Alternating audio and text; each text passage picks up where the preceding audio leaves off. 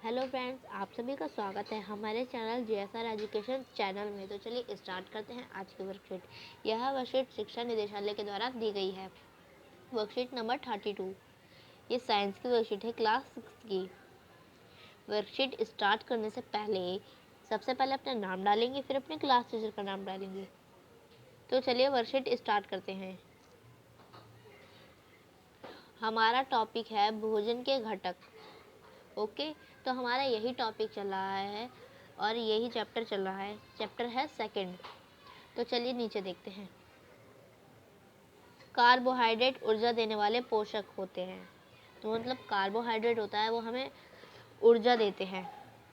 और फिर है प्रोटीन, शरीर का निर्माण करने वाले पोषक। जो प्रोटीन है वो हमारे शरीर का निर्माण करता है, मतलब हमारा शरीर बनाता है। फिर है वसा।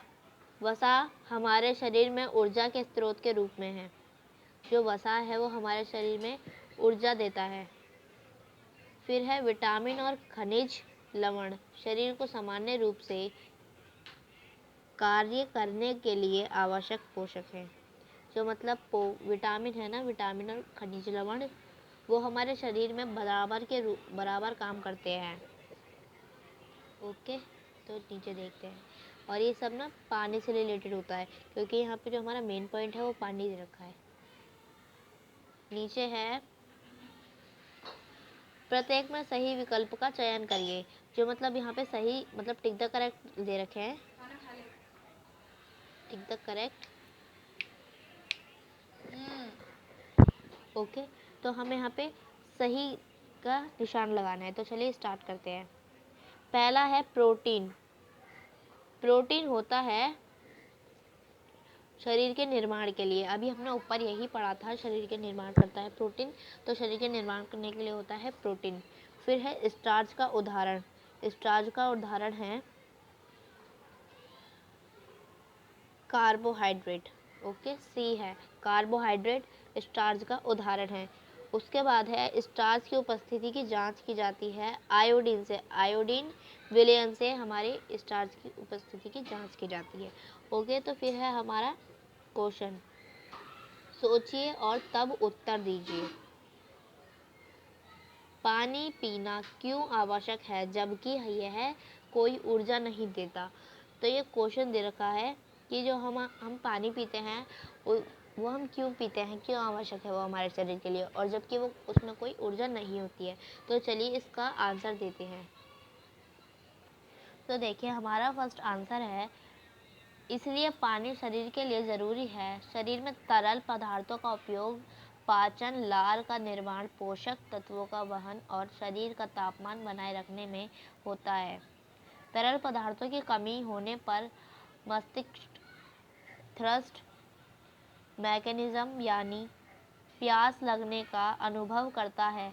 इस कमी को पानी, जूस, दूध, कॉफ़ी आदि से पूरा किया जा सकता है। तो देखिए इसमें बताया गया है जो हमारा पानी है वो शरीर में तरल पदार्थों के लिए अच्छा होता है। वो हमारे शरीर में पाचन करता है पानी। अगर हम सुबह पानी पिए तो वो ज़्यादा आवश्यक होता है। और लार का निर्माण पानी करता है।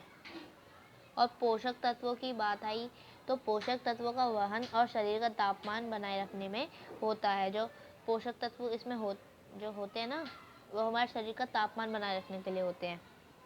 ओके, तो ये आप पूरा आंसर लिख लेंगे। आप ये आंसर शॉर्ट में बिल्कुल मत लिखिएगा, नहीं तो आपका ये आंसर गलत हो सकता है और उसमें आपको याद करने में भी परेशानी हो सकती है और समझने में भी। इसलिए सबसे अच्छा कि आप ये पूरा आंसर लिखें, तो आपको समझ भी अच्छे से आएगा और याद भी आप अच्छे से कर पाएंगे।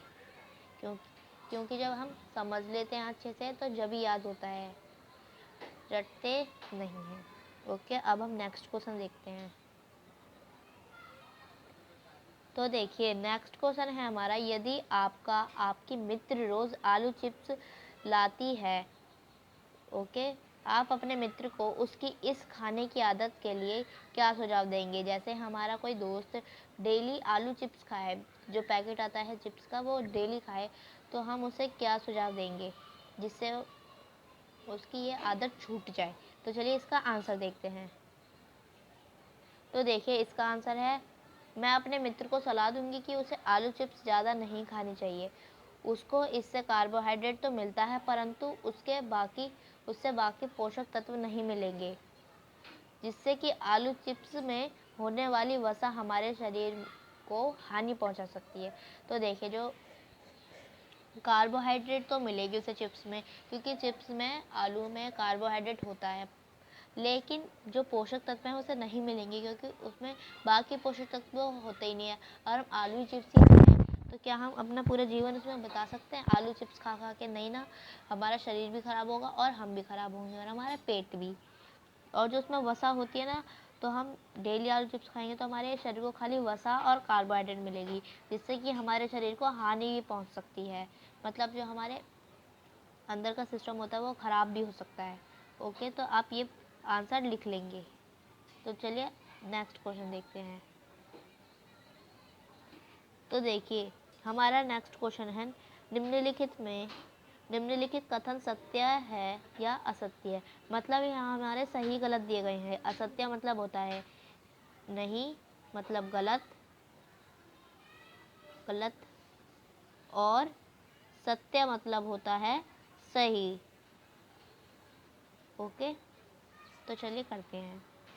पहला पॉइंट है हमारा, संतुलित आहार सभी व्यक्तियों के लिए समान है। नहीं, यह सभी व्यक्तियों के लिए समान नहीं है, तो इसका आंसर हो जाएगा असत्य। फिर सेकंड पॉइंट है, पदप भोज्य पदार्थ मुख्यतः रेशे हैं। नहीं, इसका आंसर भी नहीं होगा, असत्य, यह गलत है।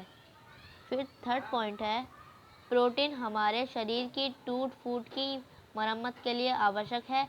हाँ, अभी हमने थोड़ी देर पहले पढ़ा था कि यह हमारे शरीर का निर्माण करते हैं। ओके, तो इसका आंसर सत्य होगा, हाँ सही है ये। फिर है वसा। वसा हमारे भोजन का मुख्य भाग नहीं है। नहीं, यह हमारे भोजन का मुख्य भाग नहीं है, इसलिए यहाँ पे आएगा असत्य। फिर है विटामिन अधिक मात्रा में आवश्यक होता है। नहीं, विटामिन हमारे लिए हमारे शरीर में ज़्यादा मात्रा में नहीं आवश्यक होता, तो इसका आंसर भी होगा असत्य, नहीं। ओके, तो चलिए यह वर्कशीट यहीं ख़त्म होती है। हमारे चैनल को सब्सक्राइब कीजिए, लाइक कीजिए एंड शेयर कीजिए। अगर आपको ये वीडियो पसंद आई हो तो कमेंट में जाकर बताइए। अगर आप में कोई मतलब कन्फ्यूजन हो रही हो इस वर्कशीट को लेकर, या फिर इसमें कोई ऐसा क्वेश्चन हो, तो हमारे कमेंट बॉक्स में ज़रूर बताएं। Thank you. अब हम मिलेंगे अगली वर्कशीट में।